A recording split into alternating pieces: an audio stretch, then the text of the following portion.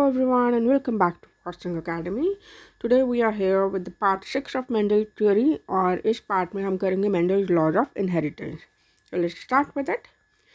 So Mendel's laws of inheritance contains three types of laws: law of dominance, law of segregation and law of independent assortments.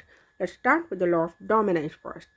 Law of dominance में क्या है, हम dominant और recessive पहले ही पढ़ चुके हैं. डोमिनेंट मीन्स ऐसा कैरेक्टर या ट्रेट जो अपने आप को एक्सप्रेस करता है, और रिसेसिव मीन्स कि ऐसा कैरेक्टर या ट्रेट जो अपने आप को एक्सप्रेस नहीं कर पाता है. ऑल्दो वो वहाँ पे प्रेजेंट होता है बट वो वहाँ पर एक्सप्रेस नहीं कर पाता, दिखाता नहीं है, किसी को दिखता नहीं है. ठीक है, तो हम पी प्लांट की बात करेंगे. यहाँ पे पी प्लांट में जो सीड की शेप है, राउंड शेप जो है वो डोमिनेंट है और रिंकल शेप जो है वो रिसेसिव है. सिमिलरली सीड का colour yellow dominant and green is recessive and so on. तो ये सारे इसके कैरेक्टर्स हैं. ठीक है, डोमिनेंट वाले ये सब है एंड रिसेसिव वाले ये सब है. अब होता क्या है इसका, मैं आपको ये यहाँ पर इसको करके बताती हूँ. जैसे सपोज हमने इसका ले लिया round R R capital R and wrinkled. ये हमने इसके जीन ले लिए राउंड और रिंकल्ड के. रिंकल्ड का ले लिया स्मॉल आर और राउंड का हो गया कैपिटल आर. तो हम इसकी ज़रा करवाते हैं ब्रीडिंग. फाइन, तो यहाँ लेते हैं हम small R and capital R. तो इस तरह से हम इसका टेबल बनाते हैं. ब्रीडिंग होगी यहाँ पर. तो किस तरह से आएगी यहाँ पर, जब ये दोनों मीटिंग करेंगे तो we will get here capital R small R. इन दोनों की मीटिंग होगी तो फिर से वही आएगा capital R small R. Then इन दोनों की मीटिंग होगी, फिर से वही आएगा कैपिटल आर स्मॉल आर. इन दोनों की मीटिंग होगी, फिर से वही आएगा कैपिटल आर स्मॉल आर. तो मतलब क्या हुआ कहने का कि सबके अंदर कैपिटल आर ही डोमिनेंट है और यही अपने आप को एक्सप्रेस कर पाएगा. ठीक है, तो और दूसरी चीज़ ये कि ये दोनों कैसे हैं, होमोजाइगस मीन्स जब सेम होते हैं, या तो दोनों में डोमिनेंट हो या दोनों में रिसेसिव हो. इसको और डिटेल में देखना है तो आप प्रीवियस वीडियोज़ में इसकी एक्सप्लेनेशन देख सकते हैं जहाँ पे बेसिक टर्म्स एक्सप्लेन की हुई हैं. फाइन, तो होमोजाइगस कैरेक्टर्स हम लेते हैं, उन दोनों को जब क्रॉस करवाते हैं तो हमेशा डोमिनेंट ही अपने आप को एक्सप्रेस करता है. ये प्योर ब्रीडिंग होती है और यही होता है लॉ ऑफ डोमिनेंस. तो देख लेते हैं. Law of dominance says that a gene had two contrasting alleles. Alleles means कि पेयर ऑफ जीन्स होते हैं.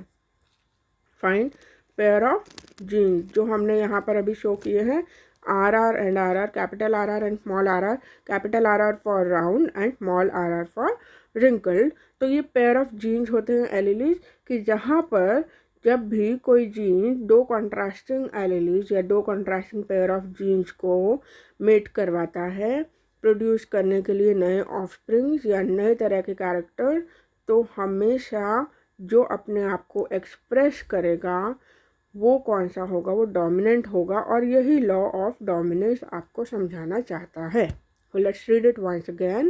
Law of dominance says that a gene has two contrasting alleles and one always expresses itself in the organism. हमेशा एक ही अपने आप को express करेगा organism के अंदर. और कौन सा एक्सप्रेस करेगा, डोमिनेंट वाला. राइट, डोमिनेंट जो भी उसका जीन होगा वो ही अपने आप को एक्सप्रेस करेगा. That's all about law of dominance. Let's move on to the law of segregation. अब लॉ ऑफ सेग्रीगेशन क्या है, इसमें कुछ नई चीज़ नहीं है. सेग्रीगेशन मतलब कि सेपरेशन. ऑलराइट, तो कहने का मतलब ये है कि जो मेंडल हैं वो हमें ये बताना चाह रहे हैं कि देखो जी, अगर यहाँ पर डोमिनेंट पड़ा है, ठीक है, मैंने यहाँ पर ये कलर लिया हुआ है इसका, एक जो कैपिटल जी है वो एक्सप्रेस कर रहा है ग्रीन कलर को, एंड और जो स्मॉल जी है वो एक्सप्रेस कर रहा है येलो कलर को. तो कहना क्या चाहते हैं वो कि जब भी इन दोनों की आपको मीटिंग करवानी होगी तो इन्हें आपको सेपरेट करना पड़ेगा. ठीक है, फिर से बता रही हूँ, जब भी आपको किसी भी ट्रू ब्रीडिंग करवानी पड़े, कोई किसी भी तरह की ट्रू ब्रीडिंग या प्योर ब्रीडिंग करवानी है, तो उसके जो भी जीन्स हैं उनको न्यू कैरेक्टर देने के लिए, न्यू फॉर्म ऑफ जीन्स बनाने के लिए आपको उन्हें सेपरेट करना पड़ेगा। इसमें कोई नई बात नहीं है, हम करते ही आ रहे हैं। तो देखिए कैसे करना पड़ता है। अभी मैंने पीछे भी बताया आपको, कैपिटल जी ले लिया एंड स्मॉल जी ले लिया। इनकी यहाँ पे मैंने करवाई ब्रीडिंग। फाइन, तो ब्रीडिंग करवाने पे क्या हुआ, मैंने इसे सेपरेट कर दिया, इसे सेपरेट कर दिया, इसे भी सेपरेट कर दिया, इसे भी सेपरेट कर दिया। तो ये दोनों जब यहाँ से मिक्सिंग होंगी तो यहाँ पर एक नया एलिली बनेगा, नया पेयर ऑफ जीन्स बनेगा।